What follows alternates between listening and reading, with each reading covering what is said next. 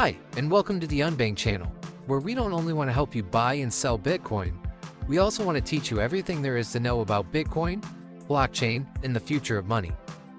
Today we're going to talk about blocks, chains, and hashes, and how they fit together. Let's jump in. If you have ever heard someone say Bitcoin is just code or a digital coin, that is only half the story. Bitcoin is really a system for recording truth. Not truth like opinions, but truth like who paid who, when, and how much without needing a bank to confirm it. And the reason that works comes down to three building blocks, literally. Blocks, chains, and hashes. They sound technical, but they fit together in a surprisingly clean way. Once you see it, the whole Bitcoin system makes a lot more sense. So let's break it down from the ground up. What a block really is. Start with the word block. In Bitcoin, a block is basically a page in a public record book. Imagine a notebook where each page is filled with a batch of recent transactions.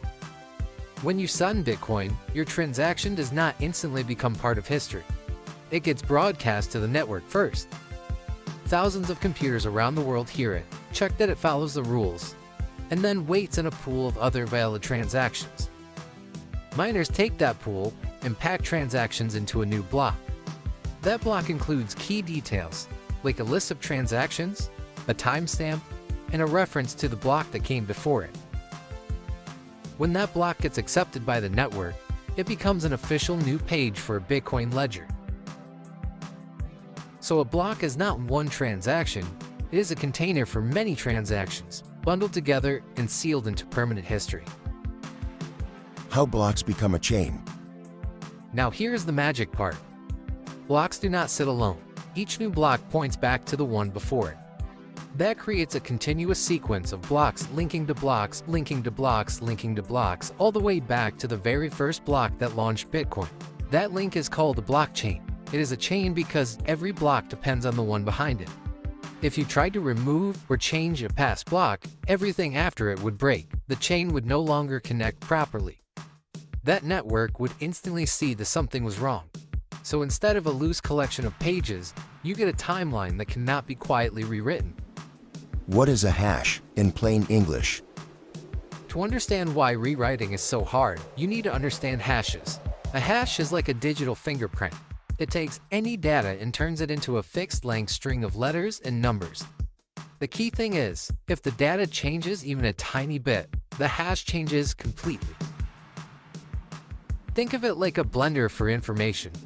You throw in the ingredients, press a button, and out comes a unique smoothie every time. Change one ingredient, even slightly, and you get a totally different smoothie. Bitcoin uses hashing to label each block. So every block has its own unique fingerprint, and that fingerprint depends on what's inside the block. How hashes lock blocks together. Here's where blocks, chains, and hashes snap into place.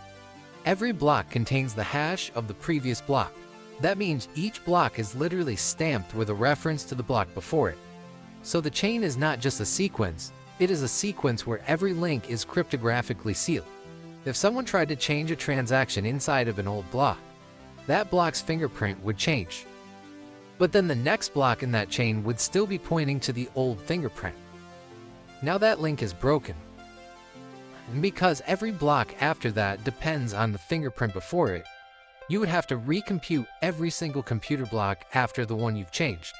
That is like trying to forge page 50 of a history book, but knowing every page after 50 includes a code based on the exact words on page 50. You cannot change one page without rewriting the whole book. And in Bitcoin, rewriting the whole book is not just hard, it is practically impossible unless you control more computing power than the rest of the world combined. Where mining fits in.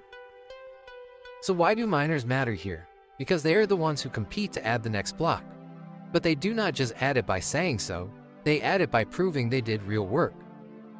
Miners take the data for a new block and run hashing over and over, trying to find a special fingerprint that meets the network's rules. That process is what people call proof of work. It is not a trick, it is a giant lottery based on computing effort. The first miner to find a valid fingerprint gets to publish the block, collect the block reward, and the network accepts that block as the next official page. This is important because it makes adding blocks expensive.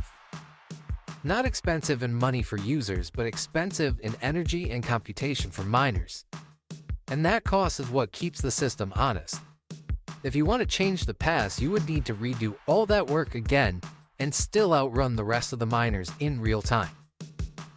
Confirmations and why they matter. When your transaction goes into a block, you get your first confirmation. Each new block added after that is another confirmation because it pushes your transactions deeper into the chain. The deeper it is, the more work would be required to undo it, because the attacker would have to rewrite more and more blocks. So confirmations are basically the network's way of saying, this transaction is now buried under layers of proof, and every layer makes it exponentially harder to mess with. The bigger picture. So now step back and look at the system as a whole. Blocks collect transactions into sealed batches. Chains link those blocks into an unbroken history. Hashes act like the glue that locks each block to the one before it. Mining is the engine that powers new blocks into existence and makes rewriting the past astronomically hard. That is why Bitcoin can exist without a central authority. It replaces trust in institutions with trust in math, transparency, and cost. No one gets to quietly edit the ledger. Everyone can verify it, and the network keeps moving forward because the incentives are aligned to protect that shared history. So in closing, So the next time you hear about blocks, chains, and hashes, do not think of them as buzzwords. Think of them as three pieces that make Bitcoin work. Blocks are the pages, the chain is the timeline, and hashes are the locks that keep the timeline honest. If this helped you understand Bitcoin more clearly, stick around for the next video where we go deeper into how transactions actually get verified step by step. Don't forget to leave a like, share with someone who is curious about Bitcoin, and leave a suggestion in the comments for what you want to learn about next. And if you want to try using Bitcoin for yourself in the simplest way possible, you can buy or sell Bitcoin using cash through the Unbank app or at an Unbank Bitcoin ATM near you. Because once you understand the fundamentals, the whole system feels a lot less mysterious.